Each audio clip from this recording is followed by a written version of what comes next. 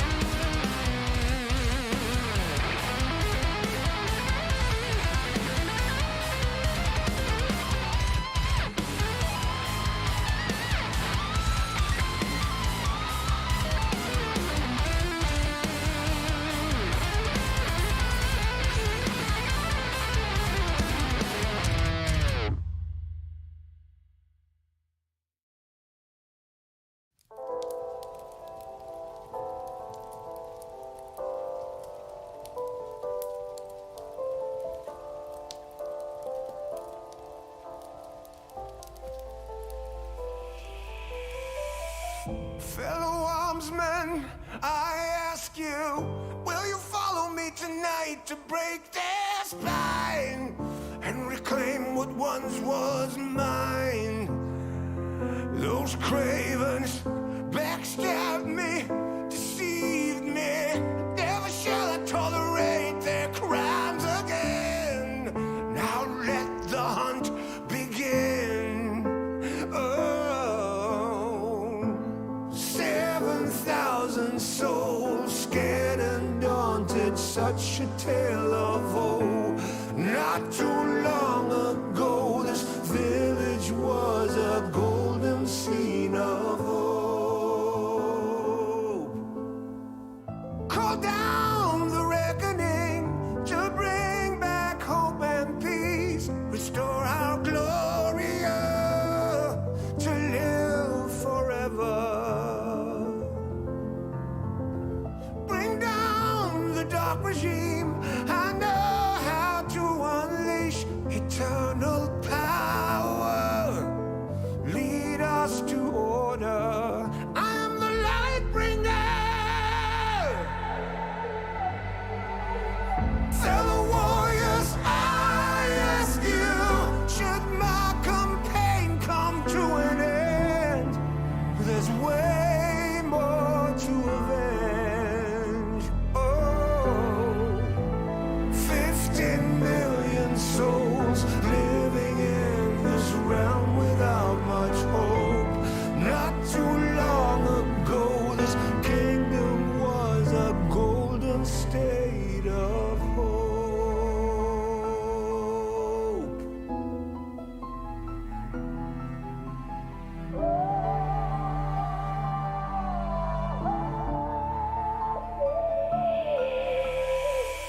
Call down the reckoning to bring back hope and peace. Restore our Gloria to live forever. Bring down the dark regime. I know how to unleash eternal power. Lead us to order.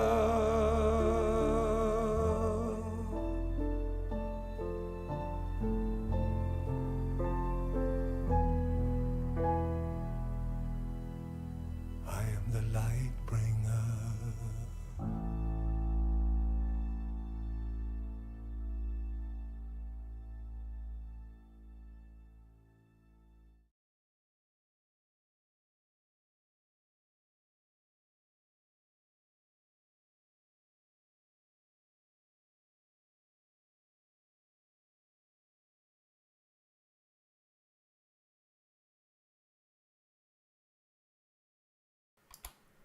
Good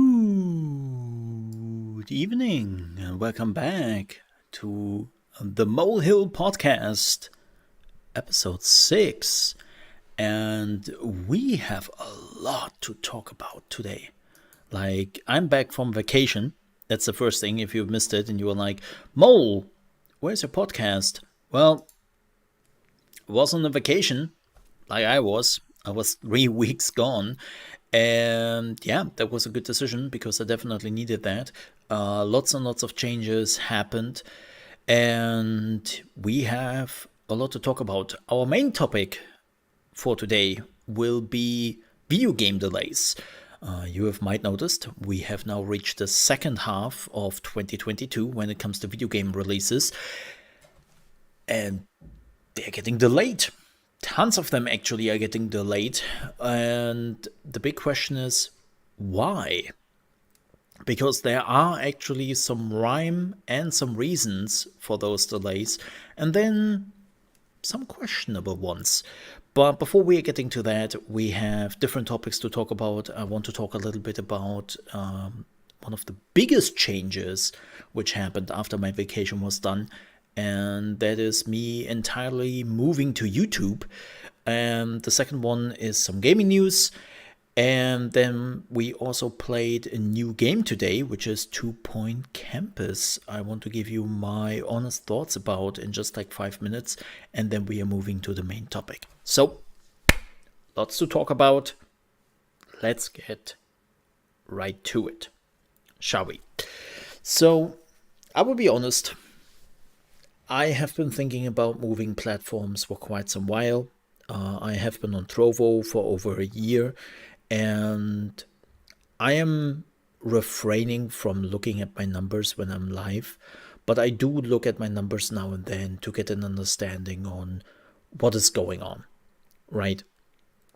And so whenever I looked at my numbers when I was streaming on Trovo, I felt like we were not moving forward. Quite the opposite.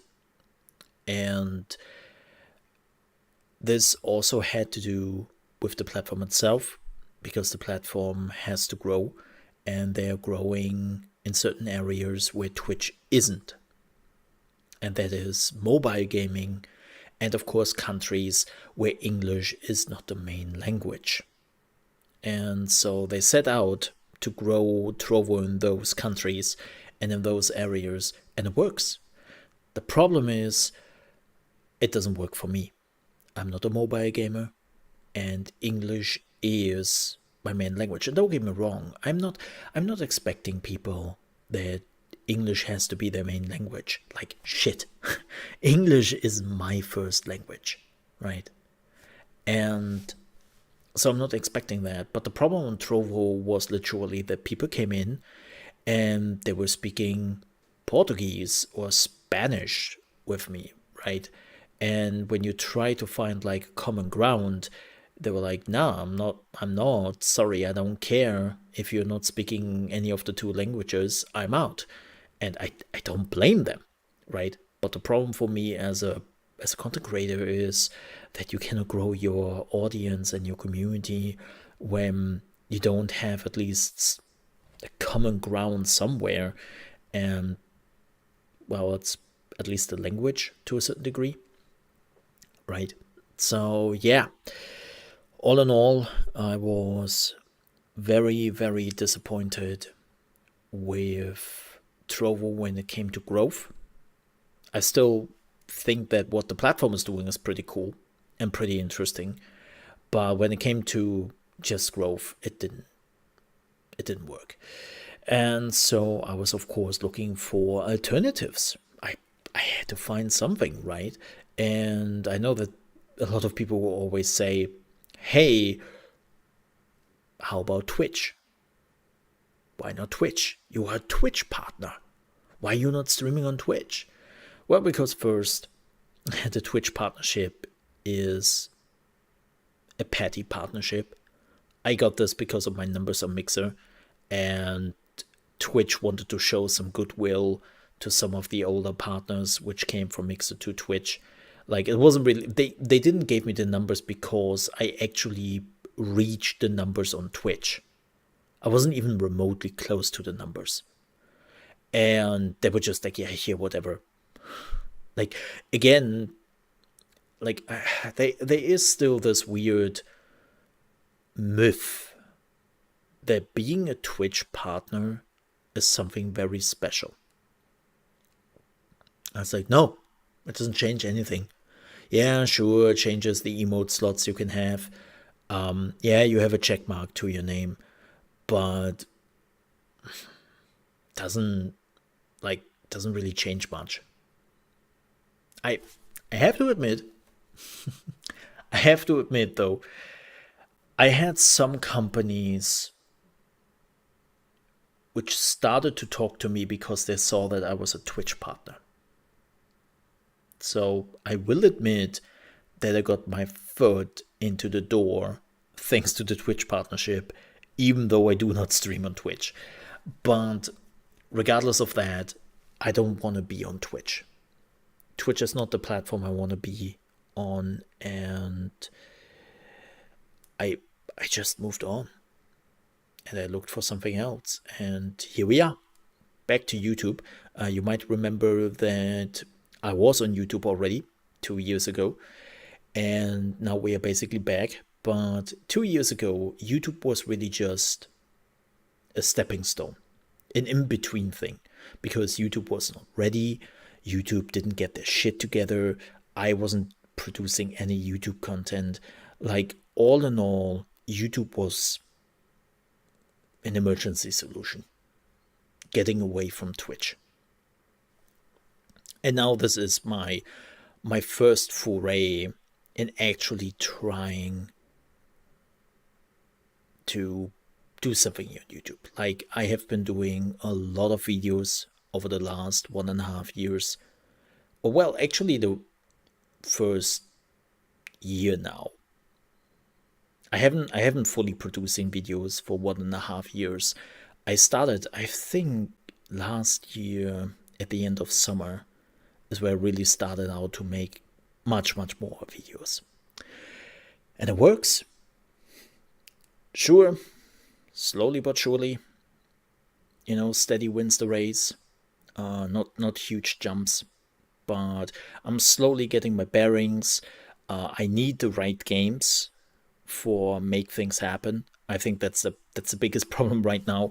And this is kind of funny because it hits basically the core discussion we will have later on, which is a lot of the games I wanted to utilize for my YouTube channel got delayed. So I'm now sitting here and be like, apparently I'm not growing my YouTube channel right now, at least not through videos, because there are no video games. So bit funny, and a bit problematic, but it's not really too bad. But yeah, so I would definitely try to make YouTube work for live streaming and for normal content. We had 2 Point Campus today, and that already worked out pretty well. We had some pretty big numbers. We had already bigger numbers than we had on Trovo. It seems like there were a good amount of people who were absolutely interested in watching the game. Our peak concurrent viewership was 35 for the stream. Again, I don't know how accurate that is. I have to look it up in some later numbers, because the problem is YouTube live streaming has to iron out some quirks. Like one of the biggest where you just know that YouTube live streaming still has some issues. The chat rate for my whole stream, 4 hours of streaming, tons of people chatting in the chat, coming in and talking to us. I had a chat rate of 0.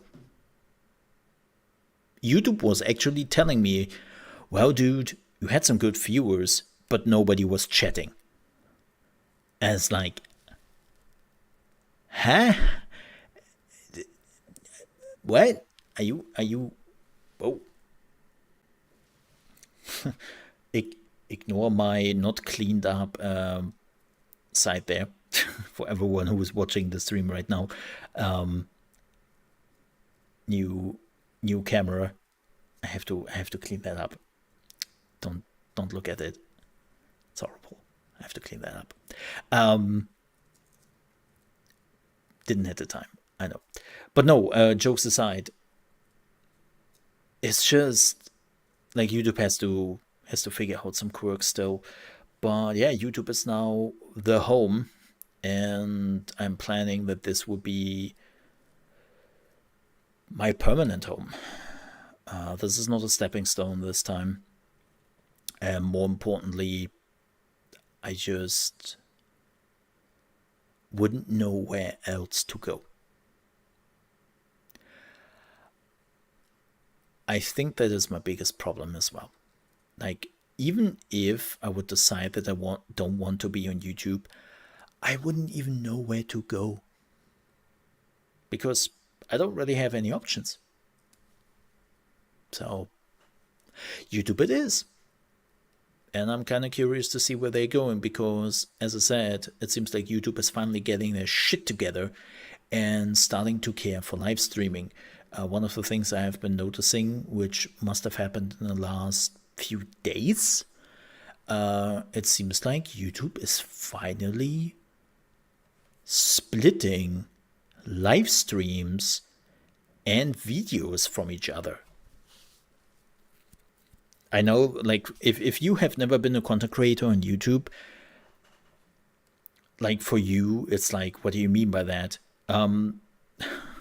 Normally, live streams have always been counting as videos.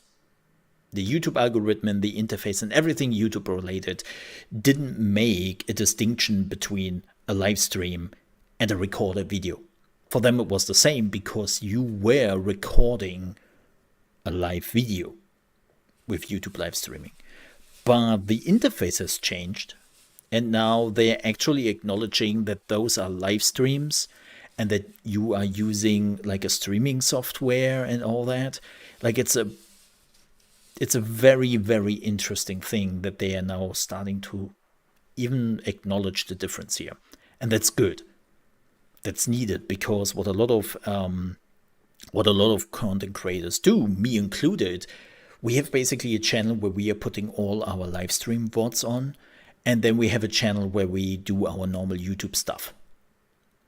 And if YouTube could finally do it right, we don't necessarily have to do that anymore.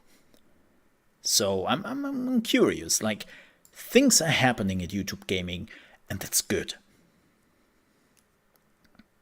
Yes.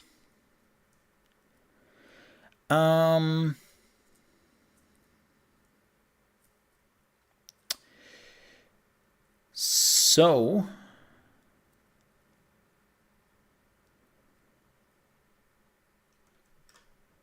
that is YouTube. Again, thank you very much for everyone who came over here with me. I know movements are always problematic. Like, a lot of people are truly not happy about that. And like, for all the people who are coming with me after a platform change, I highly appreciate that. And thank you. Thank you very much. I really, really do appreciate that. It means a lot to me. So, thanks.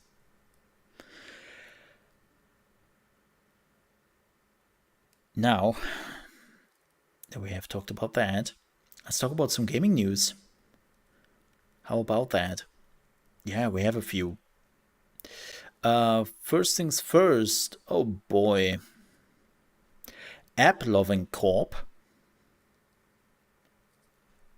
has put in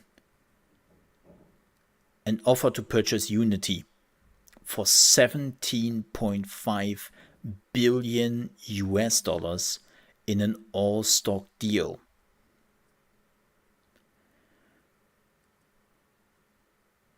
Yep. Which would be quite a bit. I have to admit, I have no clue who the hell AppLovin Corp is. Like, AppLovin Corporation, doing business as AppLovin, is a mobile technology company headquartered in Palo Alto, California. Wow, it's over 10 years old. Okay. I have never heard of them. I will be completely honest here. I'm looking at stuff they already did, but oh god. AppLovin is basically a monetize, analyze, and publish their apps through mobile advertisement marketing and analytic platform. Oh boy. And they want to buy Unity.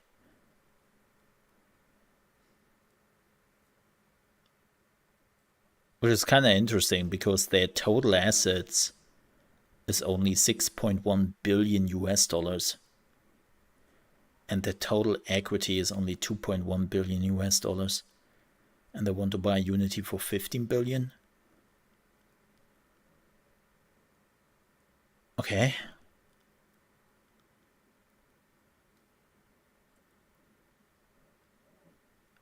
Huh.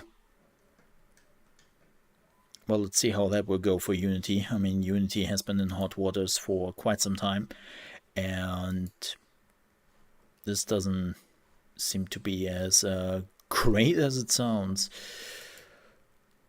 Speaking of as great as it sounds, so Amazon is apparently gearing up for another publishing deal here in the West. And this is where it becomes interesting. It seems like that this time they could publish Throne and Liberty. If you're like, what, throw who? Throne and Liberty is basically Lineage 3 or Lineage Eternal. They have rebooted the whole game 20 times over the last 20 years. And yeah, it was also known as Project TL. And it has been changing a lot. Yep, it was called Lineage Eternal in 2011, and the current game no longer utilizes the Lineage IP. So, NCSoft would basically utilize Amazon as a publisher here in the West, which is like, what? That's like a head scratcher. It's like, what? I was like, wait, but why would NCSoft do that? They have published their games for ages here in the West. Like, they have so many games here. So it's a bit weird.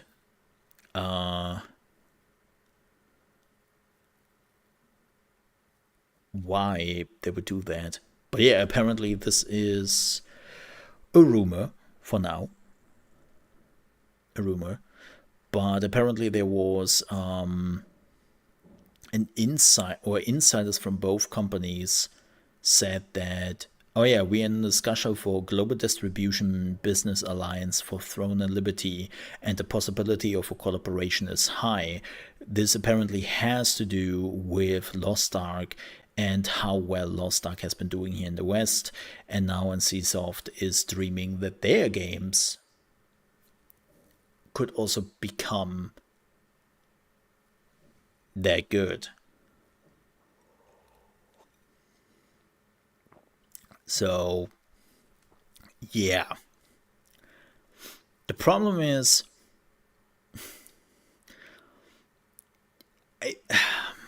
I will be honest, brutally honest here.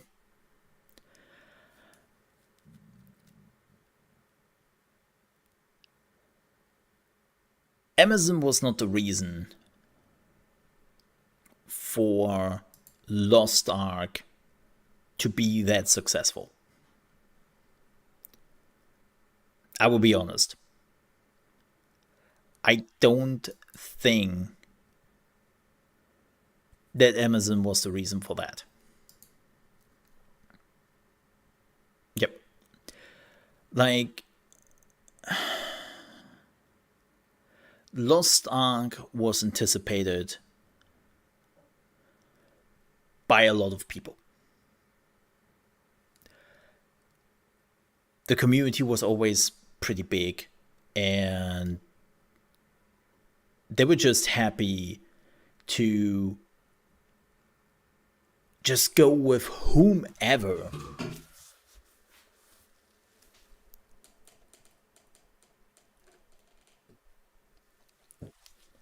would like publish the game here in the West. And for everyone who's listening and wondering, what is he doing? I am adjusting my camera right now a little bit. There we go. I had to do some adjustments. Sorry. I had to focus on that for a second. But yeah, it's just, I don't think you are misunderstanding the success of Lost Ark when you are hoping that your game can be successful as Lost Ark just because you are going with Amazon. Just to make that absolutely clear. So yeah, we will see how it goes. And if this all is becoming true, If so, we will not see the game before next year anyways, so yeah. Whatever. Ooh. Next one. And this is not a news. This is just me talking a little bit about the game we have played today. And that was 2 Point Campus. 2 Point Campus. Let me put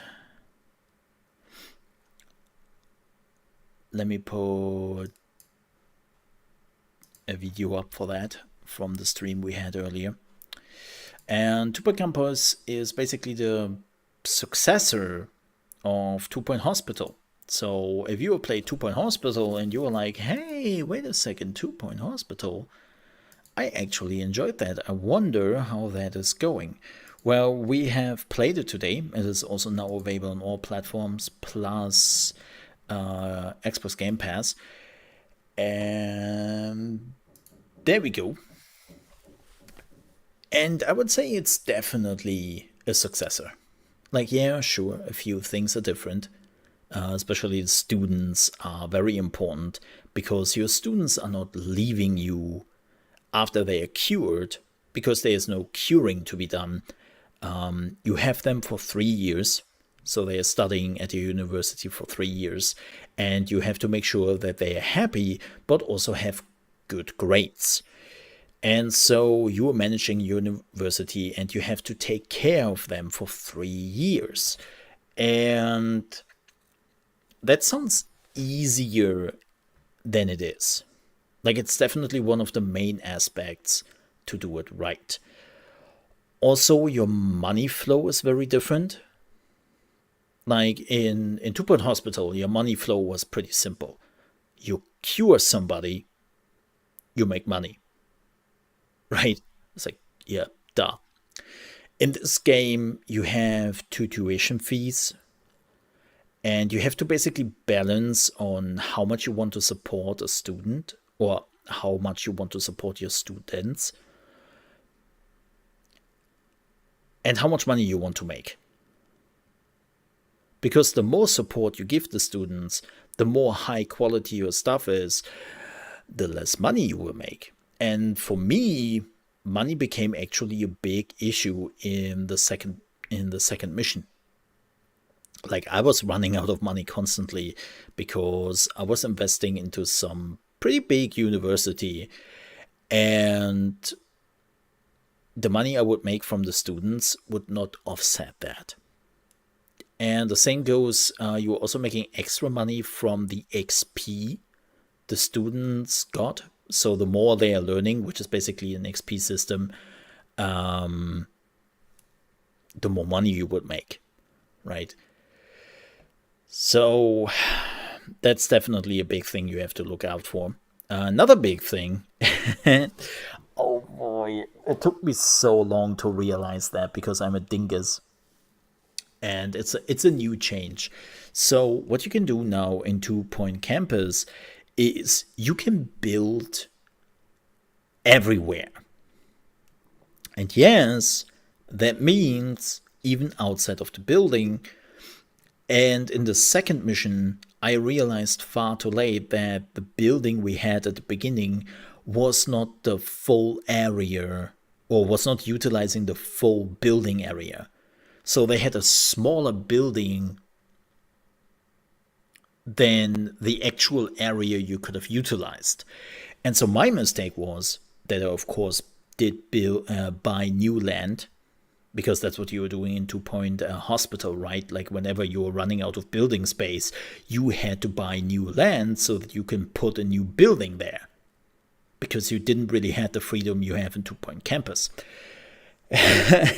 And I did exactly that, and I basically spent so much more money than I needed, and I realized that far too late, and I screwed myself over by that. But the gameplay is still pretty similar. It is much more detailed. It feels more like a Sims in the way of what you can put down for items. You have so much more items, and those items are not just good looking and make your student go, "Ah, that's cute," and make them happy, but they are actually helping to teach them. So, in Two Point Hospital, when you were putting down a machinery to cure a patient, that's it. Like, the patient would always go into the machinery, they would get cured by the doctor. Yes, you could put down some pictures, some flowers in the room, and just make it a better experience for them. But you would always utilize the machine. And that was it. Now, with 2 Point Campus, that is not the case anymore. You still need the main machine, but students will utilize like laboratory tables or whiteboards, and that will also help them to get better grades, and they will learn what they had to basically learn for their studies, right? Like, it will help them with that. And sometimes they get assignments from their teachers and they need certain items to be available in that room where they are learning. So you have to look out for that as well. We have that in, let me actually jump a little bit forward here. We have that in the second mission, which for the people who are watching this on YouTube can see this right here. We have that in the second mission where then people needed some extra room in the kitchen, where they needed some extra items and materials in the kitchen to continue their learning experience. And it gets even crazier because this is something I didn't knew beforehand because, well, we were still playing the tutorial. In the first year, for the kitchen, you basically just needed the kitchen, right? They were learning the basic kitchen knowledge, like how do you cook, how do you prepare your materials, and so on and so forth, like basic knowledge. In the second year, they were like, yeah, cool, okay. Now how about baking? We need a bakery. We need special utensils for bakery. And I wasn't prepared for that. I didn't have that available to them. And again, I had money issues. And it was completely screwing me over. And the third year is getting even crazier. We haven't reached that point because then I did move on to the next level, thankfully. But I peeked at the calendar and the game had so much more they asked for. So it's basically not like in 2 Point Hospital where you just build a room for the light bulb sickness and then they will get their light bulb removed and they get the new head and then they are like just cured and they're good to go. That doesn't happen in 2 Point Campus, and you have to plan ahead quite a bit. So that's pretty awesome, and it gives you a lot of room to think about and a lot of extra planning you have to do, which is pretty great if you ask me. But so would I recommend 2 Point Campus? Yes. If you enjoyed 2 Point Hospital, but you also felt like that 2 Point Hospital was, especially without the DLCs, was a little bit surface level sometimes. Like the moment you figured out how you can make money quickly in a 2 Point Hospital, there wasn't really a problem anymore. Like you just mastered the game because money was everything, and with money you could fix everything, and you didn't really have to do any planning. Like, your patient comes in, you give them the best treatment you have to offer. Done. Rinse and repeat. Super simple. And in 2 Point Campus, you're not doing that anymore. Well, of course, you can throw money at the issue, but a lot of the issues are not fixable with money. You have to plan, you have to get the right people, and you have to put much more thoughtful planning into the mix to make the game work. And that feels so much better. So yes, I would definitely recommend the game. It's also on Xbox Game Pass. Yes, for consoles and the PC, if you want to check it out yourself. But I would recommend it as the $40 they're asking for it. Because even though it is similar to 2 Point Hospital, it is not 2 Point Hospital. It's not just a reskin of the hospital experience. Like, hey, this is 2 Point Campus. It's the same thing as Hospital, but on a campus. That's not what this is. And that's great. Like, it is its own game. It gives you much more freedom and how you can build your campus and how you have to care for your students. And you have to plan so much further ahead. And you have to be so much more careful in what you are doing. And yeah, it's great. I definitely enjoy it. And I will play more of it.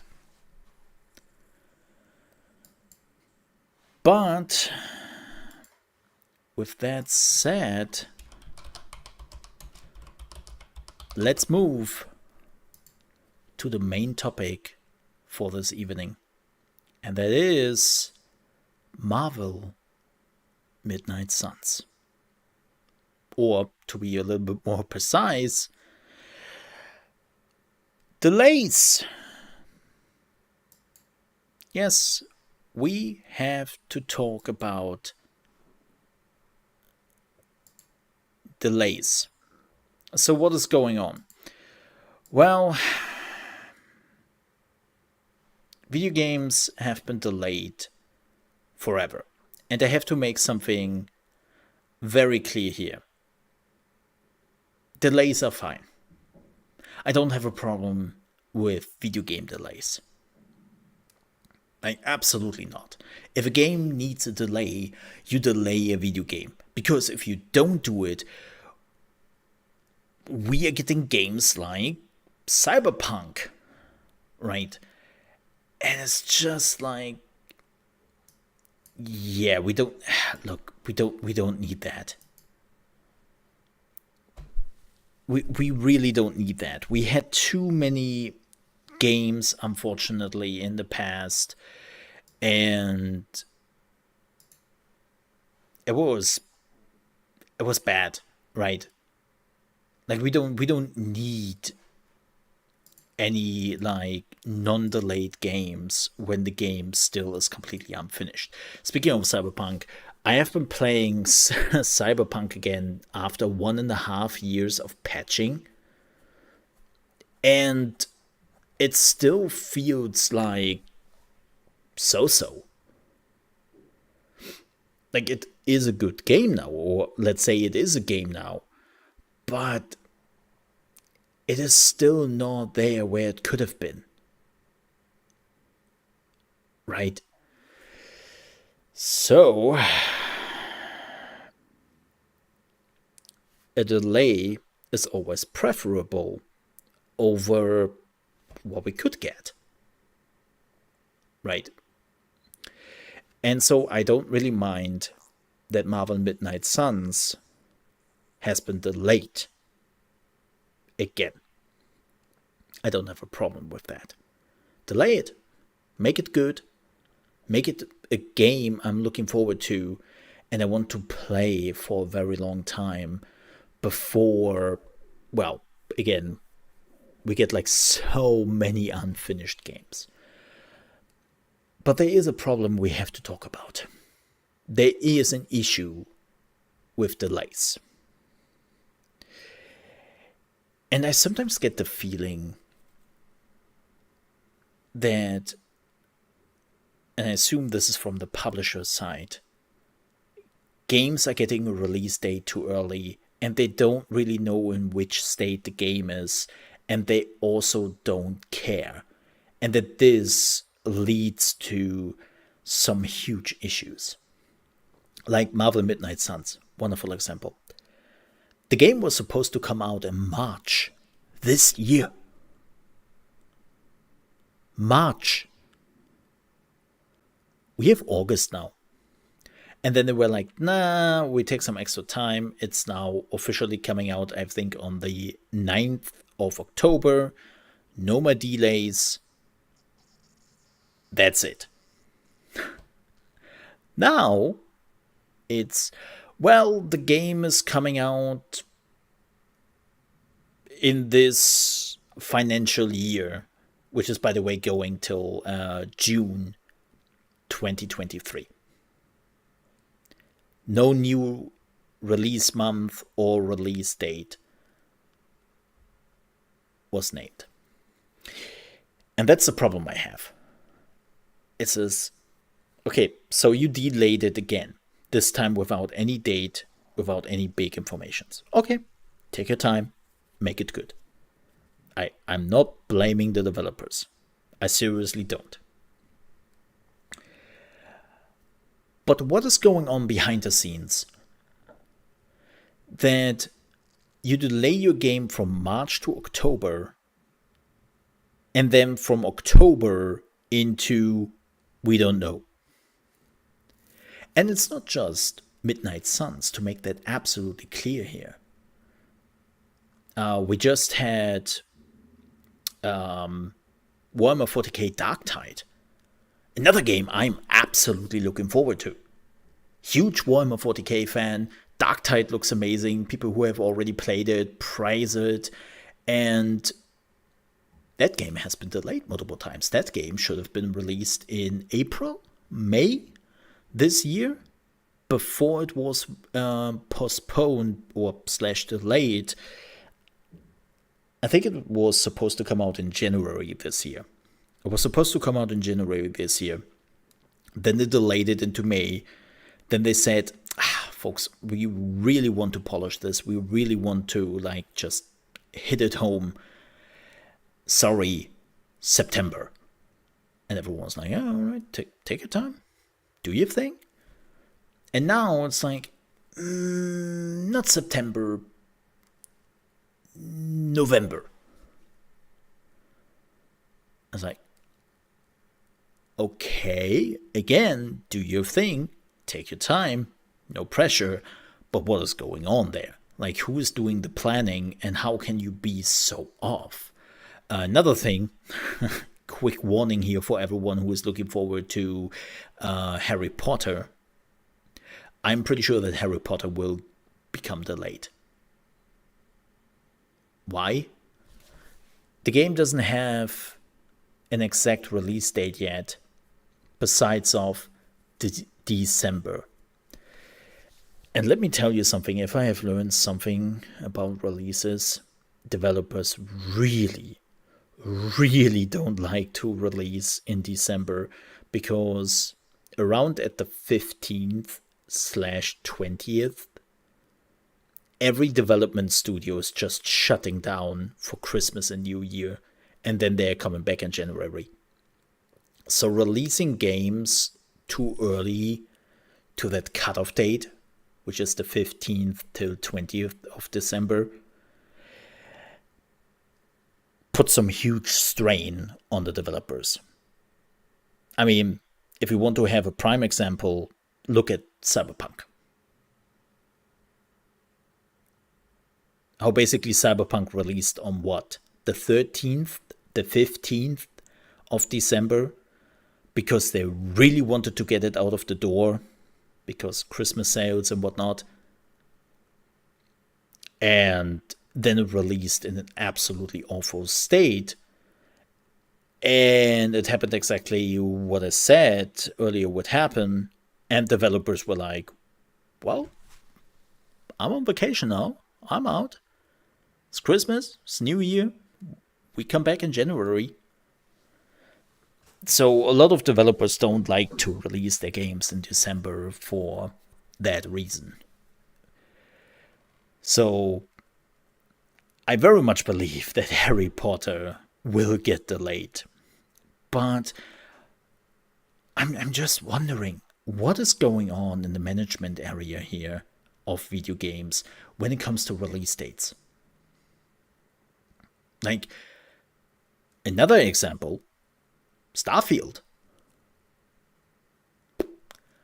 Yes, Starfield's coming out in November this year, 100%. Data set, let's go.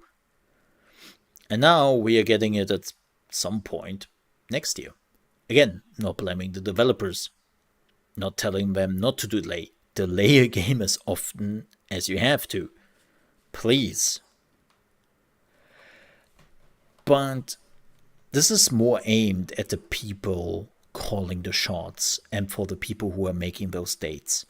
How can you be so off with assuming at which state the game is at and then announcing a release date which is completely whack?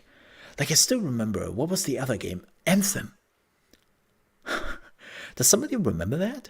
When Anthem was announced like 2 years? 2.5 years before the actual release.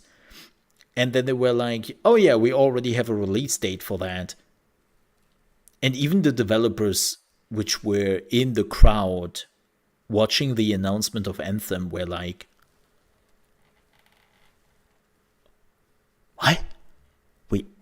We have a what? What? The game is in super early. What? And they had to delay Anthem like every 6 months or so because it was totally not ready. Same goes for Cyberpunk, right? Like, Cyberpunk had some insane delays. I think they delayed Cyberpunk for another year in total. And it's like,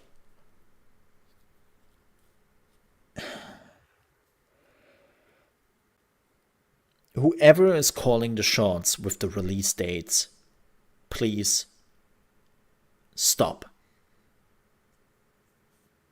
Take a look at the development process. Take a look at what the state is in and talk to the developers. I know there are limits. Like, at some point you will say, okay, this is getting too expensive or something like that. I get it. But I sometimes have the feeling that some decisions on announcing a release date and announcing a delay is just coming back to the person who is managing all those numbers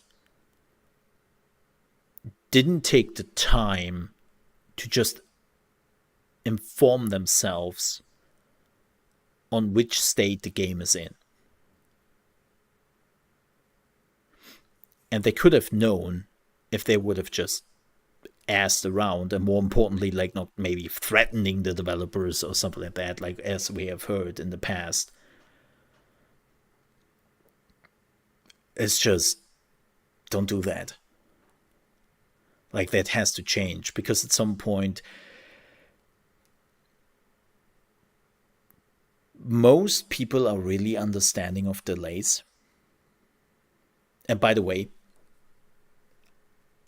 I can't believe I have to repeat myself here.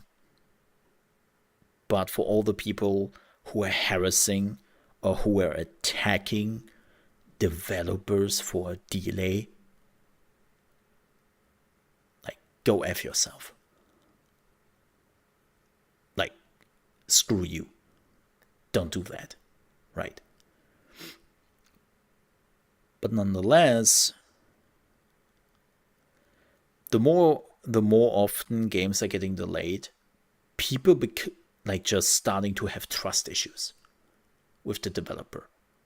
Because whenever now developers are saying, oh yeah, this game is coming out this and this month, and you're like, oh, well, I don't believe you. I just don't believe you. because we had too many delays. You have a history of doing this, and I just don't believe you.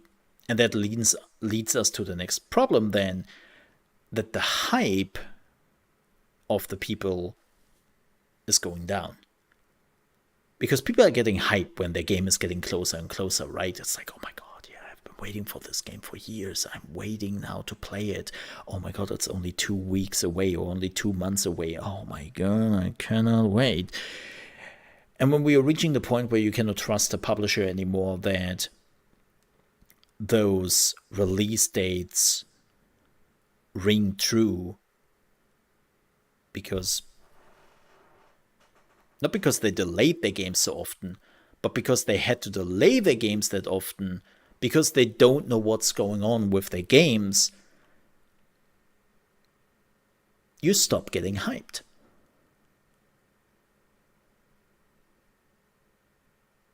Like, something like that happened to me with Cyberpunk, right? When Cyberpunk had multiple release dates and they had to delay it and delay it and delay it and delay it and delay it. I think they delayed it 4 times in total. And when they said, like, yeah, we are releasing this game in December now, I was like, yeah, I believe it when I see it. I believe it when I play it. And to be honest, of course, afterwards, like a lot of people, I was saying, like, well, we should have probably delayed again. But TLDR with all of this, delay your video games if you must. Make sure that your games are good. But don't announce a release date till you are not pretty sure that you can keep it up. How can you manage that? Well, the person who is making those dates is better asking the developers and the teams where they think they stand and if they could make this date. When the team is already going like, oh no, did he just announce November? We will not be done. Then you can be quite sure that you will not reach that date, right? It's all about communication in the end. And I think your players and your development teams have earned that right, that you communicate with them in honest and at least get some feedback. Again, this is totally not against the developers. This is not against delays, as I said. You do them where they are necessary. But I think a lot of the delays, or at least the delay announcements, could have been avoided if the publisher would just talk to the developers and get an overview on what the heck is going on with their game, right? That's basically the point.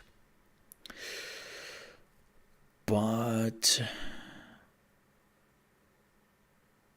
that's it from me, at least for this week's episode.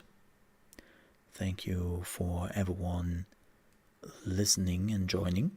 If you're watching this on YouTube, or you are listening to it on Spotify or Apple or some other podcasts, websites, there is an ad-free version of this podcast available on patreon.com/ChaosMole. It should be also in the description. And if you want to support me there, you're more than welcome to do so. But as always, thank you so much for watching/listening. Hope we will see you next week with a new episode. Until then, stay safe and don't get delayed. Till then, have a good one, folks. See you then.